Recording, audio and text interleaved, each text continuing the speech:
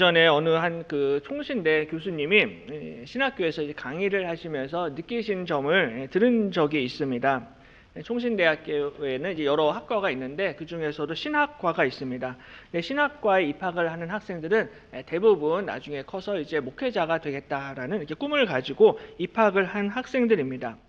근데 이제 보니까는 평균적으로 그 신학과에 입학한 학생들 가운데 한 40% 정도는 전부 다 그 목회자들 자녀들이라고 합니다.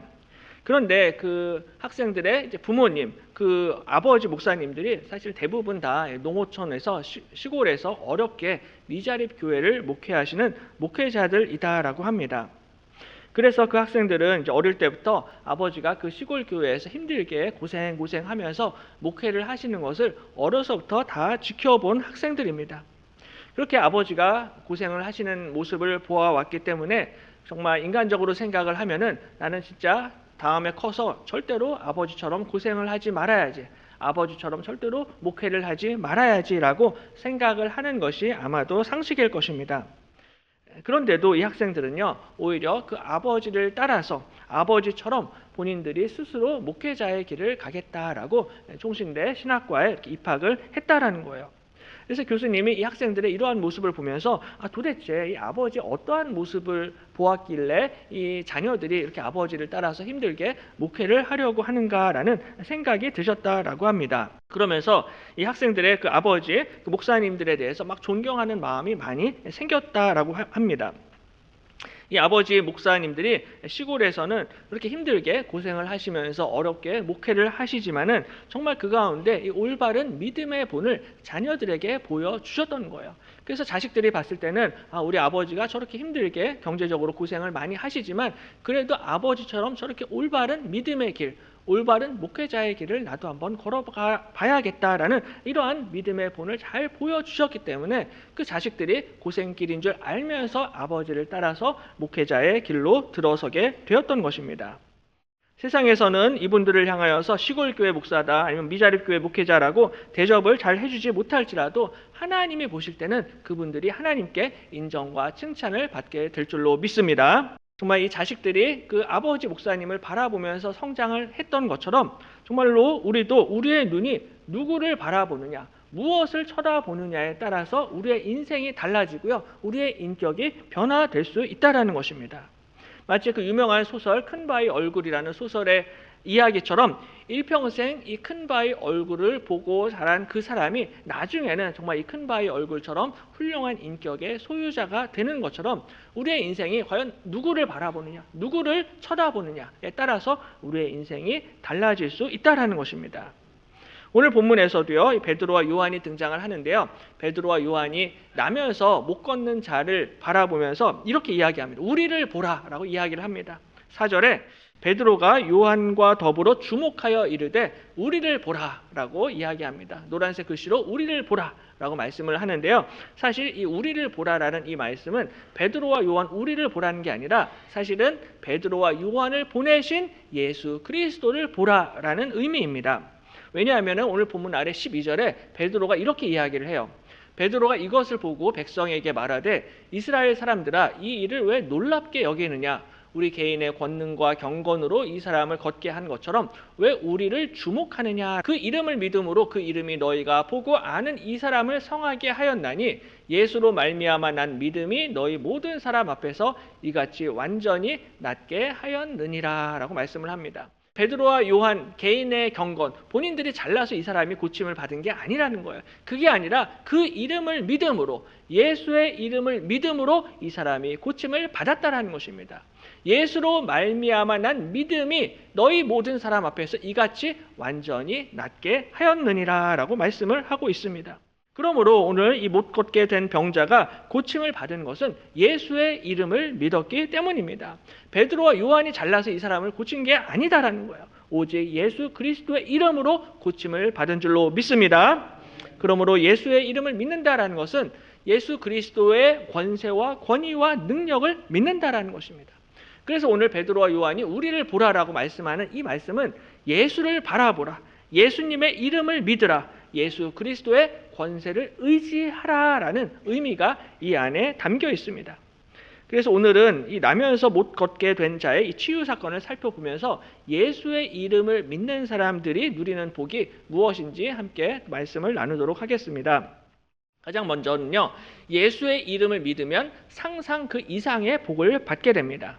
예수의 이름을 믿으면 우리가 무엇을 상상하든지 그 이상의 복을 하나님이 우리에게 내려주십니다. 오늘 본문을 보시면은 베드로가 성전 그 미문에서 걷지 못하는 병자를 고치는 유명한 장면인데요. 이 베드로와 요한이 기도하려고 성전에 올라갔습니다. 성전에 올라갔는데 나면서 걷지 못한 사람을 성전 미문 앞에서 만나게 됩니다. 1절에 제9시 기도 시간에 베드로와 요한이 성전에 올라갈새 나면서 못 걷게 된 이를 사람들이 메고 오니 이는 성전에 들어가는 사람들에게 구걸하기 위하여 날마다 미문이라는 성전 문에 두는 자라라고 말씀합니다. 제9시 기도 시간에 베드로와 요한이 성전에 올라갔습니다. 저기서 9시라는 것은 요새 시간으로 환산하면 오후 3시 정도가 됩니다. 당시에 예루살렘에서는 예루살렘 성전에서 오전 9시, 오후 3시 이렇게 두 번에 걸쳐서 성전 제사, 희생 제사를 드렸습니다. 근데 제사를 드리고 그 후에 꼭 공식적인 기도회 시간을 가졌는데 오늘 이 베드로와 요한이 그 공식적인 기도회에 참석을 하려고 이제 막 성전으로 들어가려고 했었습니다. 사실 베드로와 요한과 예수님의 제자들은 오순절 성령을 받기 전부터 다락방에 모여서 지난주에도 말씀을 나누었지만 오로지 기도에 힘썼습니다. 열심히 기도해서 오순절 성령을 받았어요. 성령을 받았는데 성령을 받은 이후에 기도를 멈추었던 것이 아니라 오늘 본문을 보시면은 제9시 기도 시간에 베드로와 요한이 성전에 올라갔습니다. 기도 응답을 받은 이후에도 꾸준히 쉬지 않고 기도를 했다라는 거예요. 우리 같았으면은 응답받기 전에는 열심히 기도하지만 응답받은 이후에는 더 이상 기도하지 않는 경우가 많이 있는데 그게 아니라 베드로와 요한은 성령 받은 이후에도 끊임없이 쉬지 않고 기도했습니다. 공식적인 기도회의 자리에 참석을 했다라는 거예요. 우리 교회도 공식적인 기도회 자리가 있습니다.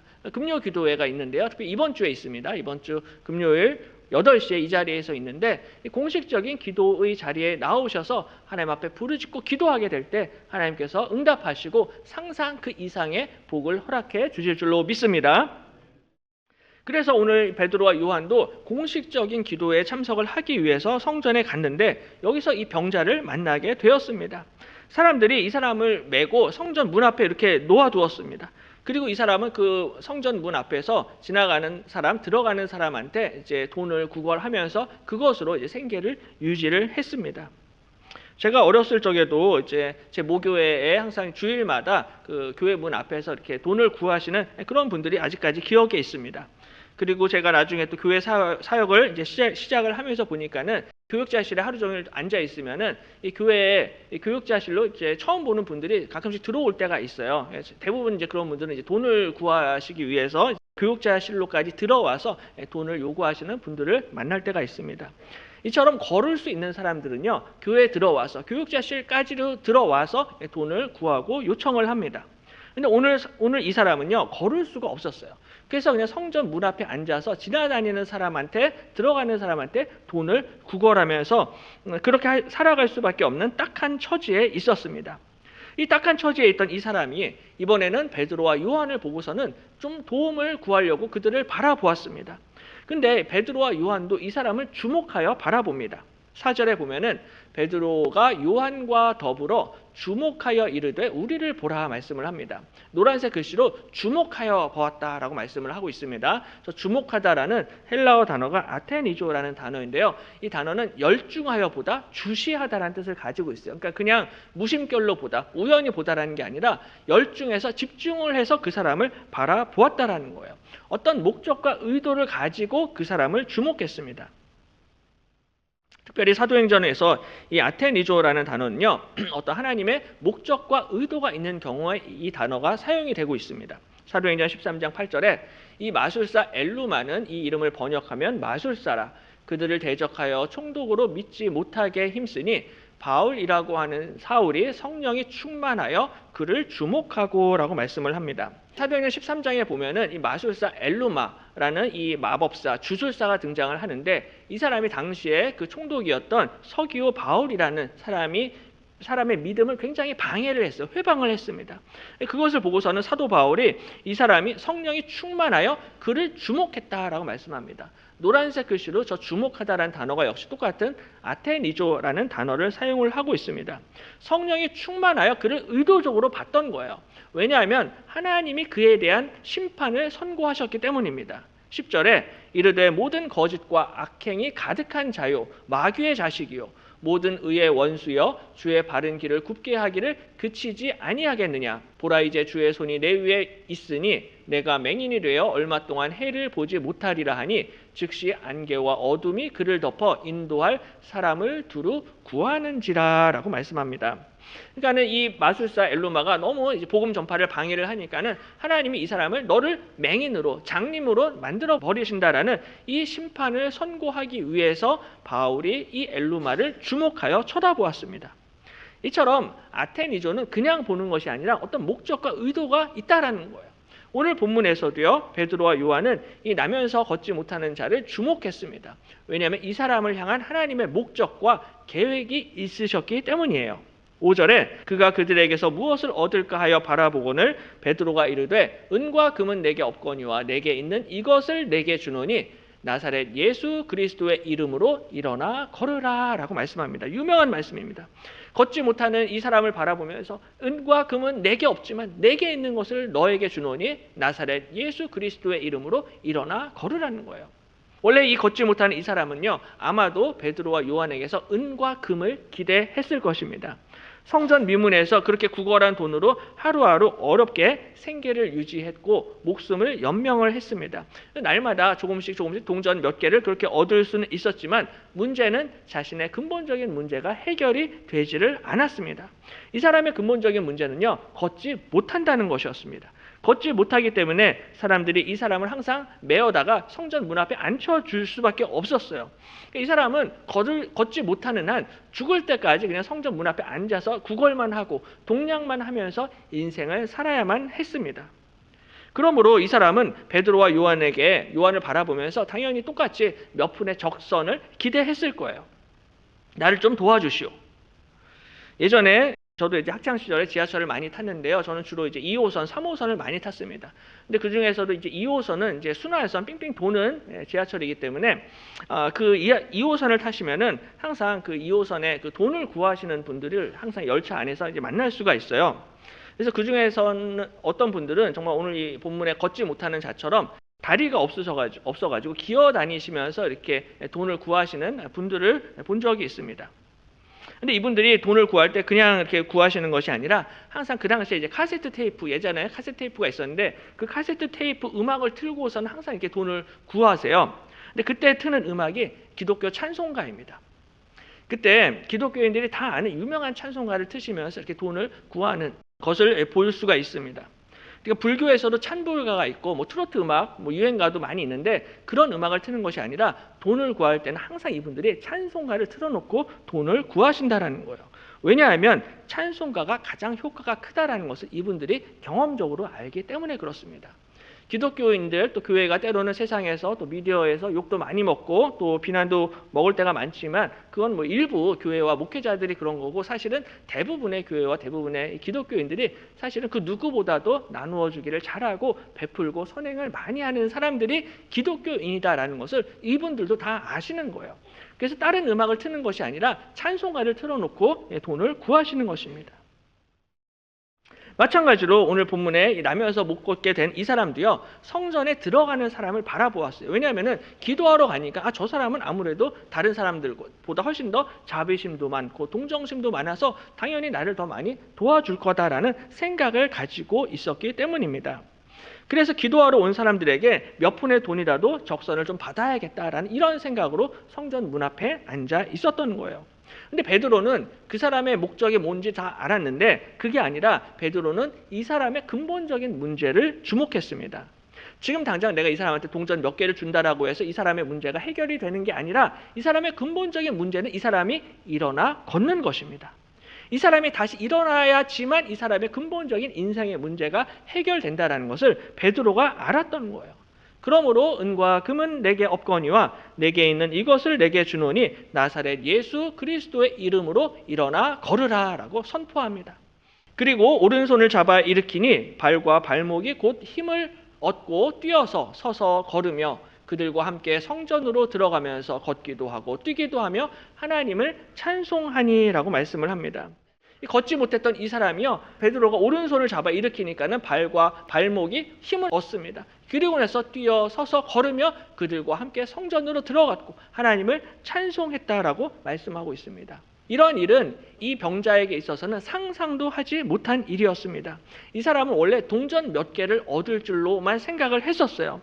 근데 이 사람은 오늘 베드로와 요한을 만나서 상상 그 이상의 복을 받게 되었던 것입니다. 본인이 기대도 하지 못했던 놀라운 엄청난 선물을 받게 되었던 거예요. 왜냐하면 예수 그리스도의 이름을 믿었기 때문입니다. 16절에 그 이름을 믿음으로 그 이름이 너희가 보고 아는 이 사람을 성하게 하였나니 예수로 말미암아 난 믿음이 너희 모든 사람 앞에서 이같이 완전히 낫게 하였느니라 말씀하고 있습니다. 이 사람은 예수의 이름을 믿음으로 고침을 받았다라는 거예요. 예수님의 이름을 믿는 자는 무엇을 기대하든지 무엇을 상상하든지 그 이상의 복을 받게 될 줄로 믿습니다. 돈을 구하는 자에게는 돈보다 더 좋은 것을 얻게 될 것입니다. 명예를 구하는 자에게는 그 명예보다 훨씬 더 좋은 것을 하나님이 그에게 주실 것입니다. 부동산을 구하는 자는 부동산보다 훨씬 더 좋은 상상 그 이상의 복을 받게 될 것입니다. 무엇을 상상하든지 우리 생각보다 우리가 꿈꾸는 것보다 더 좋은 것을 우리에게 내려주신다는 거예요. 그래서 우리가 금요 기도회 때마다 항상 맨 마지막 엔딩 찬양으로 하는 찬양이 있는데요. 찬양이 나의 기도하는 것보다 라는 찬양입니다. 금요 기도에 오시면 항상 이 찬양을 우리가 함께 하실 수가 있는데요. 나의 기도하는 것보다 더욱 응답하실 하나님, 나의 생각하는 것보다 더욱 이루시는 하나님. 찬양의 가사처럼 나의 기도하는 것보다 더 풍성하게 응답하시는 우리 하나님이신 줄로 믿습니다. 내가 생각하는 것보다 더 좋은 것을, 더 많은 것을 이루어 주시는 분이 우리 하나님이십니다. 그래서 오늘 이 사람은요, 그냥 걷지 못하는 자가 걷는 정도가 아니라 이 사람이 뛰어다녔습니다. 이 뛰다라는 또 헬라어 단어가 할로마이라는 단어인데요. 이 단어가 이사야서 35장에 사용이 됩니다. 이사야서 35장 3절에 너희는 약한 손을 강하게 하며 떨리는 무릎을 굳게 하며 겁내는 자들에게 이르기를 굳세어라. 두려워하지 말라. 보라 너희 하나님이 오사 보복하시며 갚아주실 것이라. 하나님이 오사 너희를 구하시리라 하라. 그때 맹인의 눈이 밝을 것이며 못 듣는 사람의 귀가 열릴 것이며 그때 저는 자는 사슴같이 뜰 것이며 말 못하는 자의 혀는 노래하리니 이는 광야에서 물이 솟겠고 사막에서 시내가 흐를 것임이라 라고 약속하십니다. 노란색 글씨로 사슴같이 뛸 것이다 라고 약속을 하셨는데요. 저 뛰다라는 헬라어 단어가 똑같은 할로마이라는 단어를 사용을 하고 있습니다. 우리 주님께서 오시면은 걷지 못하는 자들, 저는 자들이 사슴같이 뛰게 될 줄로 믿습니다. 예수의 이름을 믿게 되면요, 이 걷지 못하는 자들이 뛰며 하나님을 찬송하게 된다는 것입니다. 그러므로 너희는 약한 손을 강하게 하라. 떨리는 무릎을 굳세게 하라. 두려워 말라. 염려하지 말라. 라고 우리에게 명령하시는 것입니다. 예수의 이름을 믿으면 상상 이상의 복을 받게 될 줄로 믿습니다. 또 한 가지는요, 우리가 예수님의 이름을 믿으면 새롭게 되는 날이 이르게 됩니다. 예수님의 이름으로 놀라운 이 복을 받게 되는데요. 이 놀라운 기적을 목격한 사람들이 솔로몬의 행각이라는 곳에 다 모여듭니다. 여기 많은 사람들이 모였는데 베드로가 이 솔로몬의 행각에 모인 사람들에게 말씀을 전합니다. 설교를 하게 되는데요. 무슨 설교냐면은 이 놀라운 치유의 역사가 일어난 이유가 무엇인지를 가르쳐 줍니다. 오늘 이 걷지 못하는 자가 걷게 되는 이것도 굉장히 놀라운 기적이잖아요. 기적인데 사실은 이것보다 더 중요한 포인트가 있다라는 거예요. 더 중요한 포인트는 이 사람이 베드로가 고친 것이 아니라 이 사람을 고치신 분이 바로 나사렛 예수 그리스도라는 거예요. 그래서 나사렛 예수 그리스도의 이름으로 일어나 걸으라 라고 오늘 선포하고 있습니다. 베드로 개인의 경건과 능력으로 고친 것이 아니라 예수 그리스도의 이름으로 너희가 고침을 받았다라는 거예요. 예수 그리스도의 이름을 믿는다라는 것은 예수 그리스도의 이름이 어떤 주문이나 주술처럼 사용을 하라는 게 아니에요. 그게 아니라 예수 그리스도가 하나님의 아들이시고 나를 위해서 십자가에 못 박혀 죽으시고 죽으셨다가 사흘 만에 부활하시고 승천하신 우리 하나님이시고 나의 주님이시다라는 것을 고백하는 믿음으로 주님 앞에 나아가게 될 때 주님께서 고쳐주시고 응답해 주시고 역사해 주신다는 것입니다. 예수 그리스도의 이름에 있는 그 권세와 권위와 능력을 신뢰하고 믿으라는 거예요. 그러므로 오늘 베드로는 너희들이 지금 왜 나를 주목하느냐 질문합니다. 내가 고친 게 아닌데 왜 너희들 지금 나를 바라보고 있느냐라고 이야기하는 거죠. 그게 아니라 19절에 이렇게 이야기합니다. 그러므로 너희가 회개하고 돌이켜 너희 죄 없이 함을 받으라. 이같이 하면 새롭게 되는 날이 주 앞으로부터 이를 것이요 라고 말씀합니다. 이 놀라운 기적을 행한 후에 내가 너희들도 다 고쳐주겠다. 아픈 사람 다 우리 교회 오면 우리 교회만 등록을 하면은 다 고침을 받게 될 것이다 라고 선전을 했던 것이 아니라 그게 아니라 오늘 베드로는 너희가 회개해야 된다. 너희가 돌이켜야 된다. 돌이켜 죄 없이 함을 받으라 라고 말씀을 합니다. 그러니까는 고침받은 사람들, 이 고침받은 놀라운 표적을 목격한 사람들에게 가장 필요한 것은 회개하는 것입니다. 마음을 돌이키는 거예요. 회개하다라는 단어가 메타노에오인데요. 이 단어는 마음을 바꾸다 혹은 방향이나 사고 방식을 전환하다라는 뜻을 가지고 있습니다.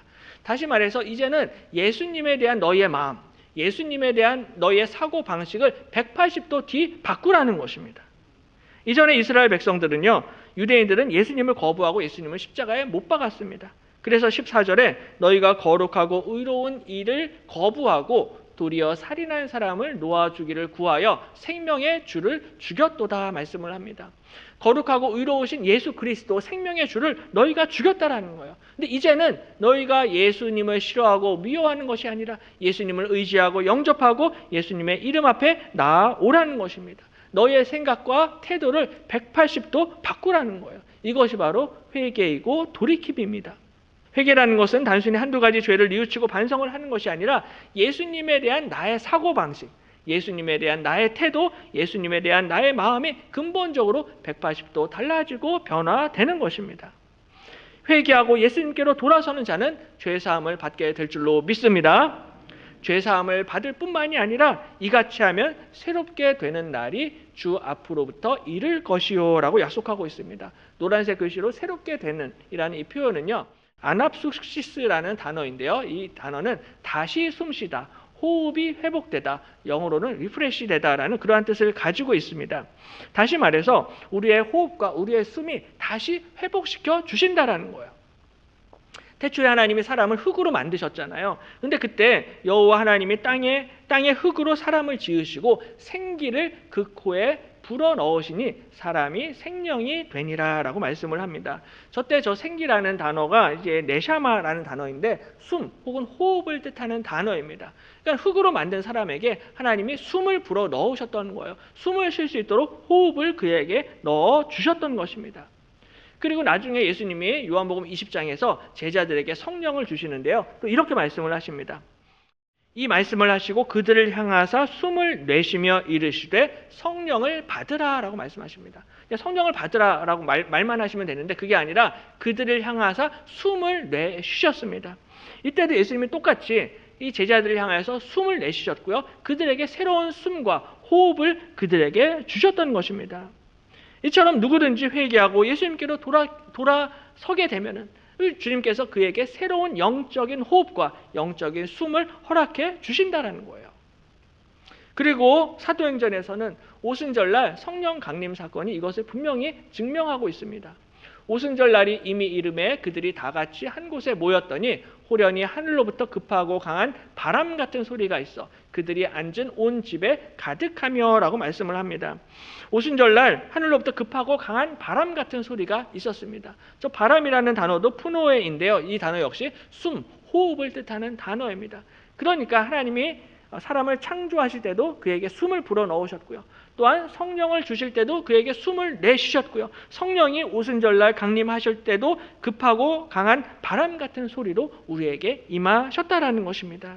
그러므로 예수님을 믿고 영접하면 우리가 성령의 바람을 받게 되고요. 성령으로 숨쉬고 성령으로 호흡하게 되는 줄로 믿습니다. 우리가 영적으로 죽어있던 우리에게 새로운 호흡, 새로운 숨, 새로운 생명을 허락해 주신다라는 거예요.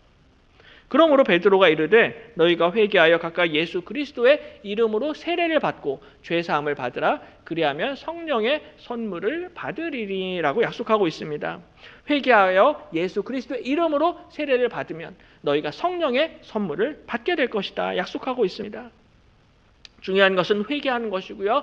예수님의 이름으로 세례를 받는 것입니다. 그래서 우리 교회도 이제 3월 16일 날 학습 세례 예식이 있어요. 아직까지 학습 받지 않으신 분들, 세례 받지 않으신 분들은 꼭 이번에 신청을 하셔서 세례를 받으시기를 바랍니다. 세례를 받고 죄 사함을 받으라. 그리하면 성령의 선물을 받으리라. 기도하실 때마다 이 성령의 선물을 위하여서 계속해서 기도하시기를 바랍니다. 이 약속은 너희와 너희 자녀와 모든 먼데 사람 곧 주 우리 하나님이 얼마든지 부르시는 자들에게 하신 것이라 라고 약속하고 있습니다. 성령의 선물을 약속을 하셨는데요. 이 성령의 선물은 유대인들한테만, 이스라엘 백성에게만 약속을 하신 것이 아니라 모든 먼데 사람, 주 우리 하나님이 얼마든지 부르시는 저와 여러분에게 하신 약속인 줄로 믿습니다. 정말로 하나님이 부르신 자들, 하나님이 택하신 자들, 예수님의 이름을 믿고 의지하는 자들에게는 성령을 주신다라고 약속을 하신 것입니다. 이제는 예수님을 믿는 그 누구든지 보편적으로 풍성하고 충만하게 성령의 선물을 주신다라는 거예요. 그러므로 정말로 이번 한 주도 기도하실 때 성령의 선물을 위해서 기도하시기를 바랍니다. 구하라 그러면 너희에게 주실 것이요, 찾으라 그러면 찾아낼 것이요, 문을 두드리라 그러면 너희에게 열릴 것이니 구하는 이마다 받을 것이요, 찾는 이는 찾아낼 것이요, 두드리는 이에게는 열릴 것이니라. 너희가 악할지라도 좋은 것을 자식에게 줄 줄 알거든 하물며 너희 하늘 아버지께서 구하는 자에게 성령을 주시지 않겠느냐라고 말씀을 하십니다. 하물며 우리 하늘 아버지께서 구하는 자에게 가장 좋은 선물, 성령의 선물을 허락해 주실 줄로 믿습니다. 우리가 무엇을 구하든지, 우리가 무엇을 상상하든지 그 이상의 축복을 저와 여러분에게 내려 주실 것입니다. 이 약속은 오늘 우리를 향한, 저와 여러분을 향한, 나를 향한 약속의 말씀입니다. 그러므로 이번 한 주도 간절히 성령을 구하시고 성령의 선물을 사모하시기를 바랍니다. 우리가 성령을 구할 때, 성령을 의지할 때, 성령을 받게 될 때 우리 가운데 생명의 역사, 부흥의 역사가 나타나게 될 줄로 믿습니다. 성령의 선물을 받으면 우리 교회도 그렇고 우리 가정에, 우리 자녀들 위해 이 생명의 역사가 나타나게 될 것입니다. 그러므로 이번 한 주도 예수 그리스도의 이름으로 기도함으로 상상 그 이상의 복을 받으시고 성령의 선물을 받아 누리시기를 주님의 이름으로 간절히 축원합니다.